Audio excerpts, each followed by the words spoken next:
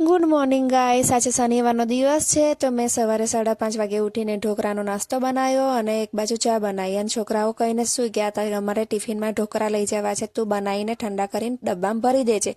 તો મારી પાસે સમય હતો તો મેં ફટાફટ કપડાં ધોયા અને ત્યાં સુધી મેં પરીને ઉઠાડીને તૈયાર કરી અને પછી અમે લોકો નીકળી ગયા તો ફાટક બંધ હતી. અરે તું જા રહી. ટ્રેન ત્યાંથી જતી રહી. પછી હું પરી અને ક્રિશિવને મૂકવા સ્કૂલમાં ગઈ અને આજે ખૂબ પણ લેટ થઈ ગયો હતો અને બેલ પણ પડી ગયો હતો. પછી હું ઘરે આવીને કામ પતાવ્યા અને મારા ઘરે કોક આવ્યું હતું. રોમ રોમ ભાઈઓ. હીરુ આવી હતી તો હીરુએ ડ્રેસિંગ ટેબલમાંથી મારું બોક્સ કાઢ્યું અને ઇમિટેશન જોવા માંડી અને કહેવા માંડી કે આમાંથી મારે કંઈક પહેરવું છે. મેં કહ્યું કે તું તારી જાતે જોઈ લે અને પહેરી લે. પછી થોડી વાર થઈ એટલે એને મને કહ્યું કે મને ભૂખ લાગી છે. મેં કહ્યું સવારના નાસ્તામાં ઢોકળા બનાવ્યા હતા અને રોટલી શાક બનાવવાનું બાકી છે, તું ઢોકળા ખાઈ લે, પછી સ્કૂલેથી આવીને હું રોટલી શાક બનાવી આપીશ.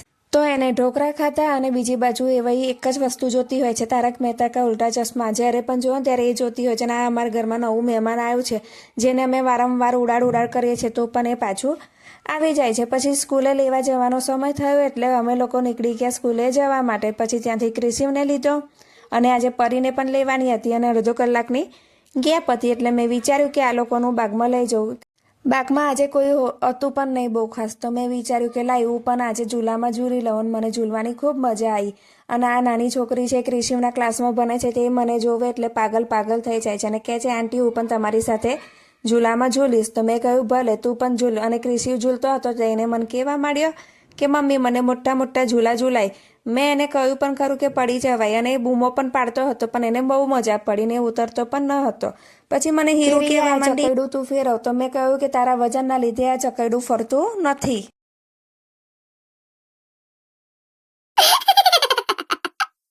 મેં ફટાફટ ચકરડું ફેરવ્યું તો એ લોકો ફરી કહેવા માટે ગુબારો મને તો ચક્કર આવે છે અને પછી પાછા ઉતરી ગયા. પછી અમે લોકો પરીને લઈને ઘરે આવ્યા તો રસ્તામાં જ ક્રિશિવ સૂઈ ગયો હતો કારણ કે બહુ વહેલો ઉઠ્યો હતો અને થાક પણ બહુ લાગ્યો હતો. તો મેં એને ઘરે આવીને સુવડાવી દીધો અને પરી લોકોને ભૂખ લાગી હતી. પરી અને હીરુડી કહેવા માટે કંઈક બનાવી આપતો. મેં કહ્યું ક્રિશિવ સુવડાવીને બનાવી આપું તો એ લોકો જાતે સૂપ બનાવવા બેઠા અને મારા માટે ટોમેટો સૂપ પણ બનાવ્યો. તો મેં પીધો ત્યાં સુધી ક્રિશિવ ઉઠીને બહાર આવ્યો અને એને આજે વામીટો થઈ. એને ઠીક નહોતું લાગતું ને કહેતો હતો મને પેટમાં દુખે છે.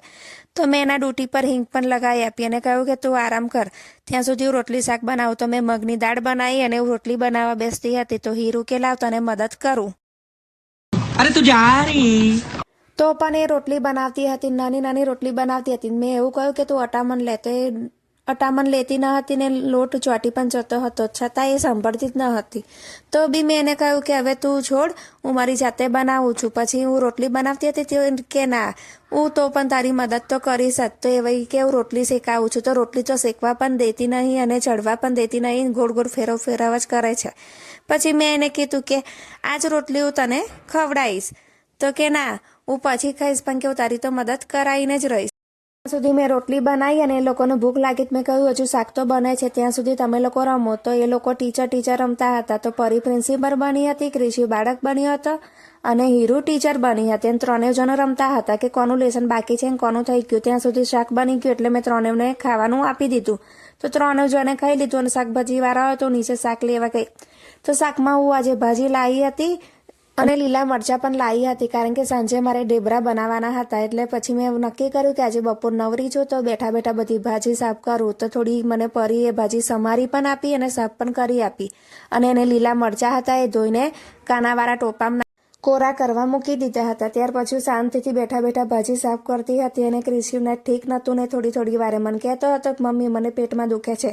તો મેં કહ્યું કે ચાલો તને દવા લેવા લઈ જાઉં અને તને ઊંઘ પણ ખૂબ જ આવે છે તો તું સૂઈ જા. પણ એ સૂવા માટે તૈયાર ન હતો અને હું મારી ભાજી સાફ કરતી હતી ને પછી સમારવા બેસી ગઈ. તો મેં બધી ભાજી સમારીને પછી બધો કચરો ભેગો કર્યો. કચરો ભેગો કરીને એક કોથળીમાં ભરી લીધો અને આખું ઘર મેં થોડું સાફ કરી દીધું અને આ લોકો ટીવી જોતા હતા. હીરુ મને કહેવા માંડી કે હું તને કે સરપ્રાઈઝ આપું છું, તું જો. તો એ વહી મારું ટોપ પહેરીને બહાર આવી અને મને કહેવા માંડી જો મને તારું ટોપ આવી રહે છે. મેં એવું કીધું હજુ થોડી મોટી થઈ જાય એટલે તને પ્રોપર આવી જશે અને એ વહીને મજા પડી ગઈ. ત્યાર પછી મેં ચા બનાવી અને ભેલ બનાવી.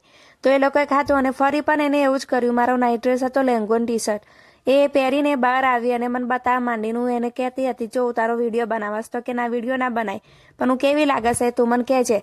ત્યાર પછી સાંજ પડી એટલે એવું છોકરાઓ નીચે રમવા લઈ ગઈ, તો પરી કોઈને રમવા દેતી ન હતી અને કહેતી હતી મારી બેનપણીઓ સાથે જ રમીશ. પછી હું ઘરે આવીને મેં ધાણા સિંગદાણાની ચટણી બનાવી, બટેકા બાફવા મૂક્યા, કારણ કે આજે મારે મેથીવાળા પરોઠા બનાવવા હતા, ઢેબરા, અને બીજી બાજુ સૂકી ભાજી બનાવવાની હતી. ક્રિશિયો માટે મેં રસાવાળું બટેકાનું શાક બનાવ્યું, તો એક બાજુ ઢેબરા બનાવતી ગઈ અને ક્રિશિયોને મેં કહ્યું ત્યાં ખાવું છે, તો કે ના મને રસાવાળું શાક ખાવું છે.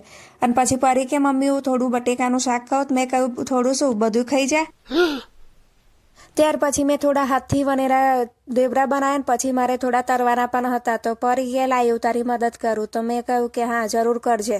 તો એને ફટાફટ મારી મદદ કરી. તો એવા છે ને નાના નાના ઢેબરાના લુવા બનાવતી હતી, ત્યાં સુધી મેં છાશ કરી અને ચટણી પણ બહાર કાઢી લીધી. અને જુઓ મેં ડબ્બો ભરીને ચટણી બનાવી છે અને અમે લોકોએ ખાઈ લીધું. આવજો.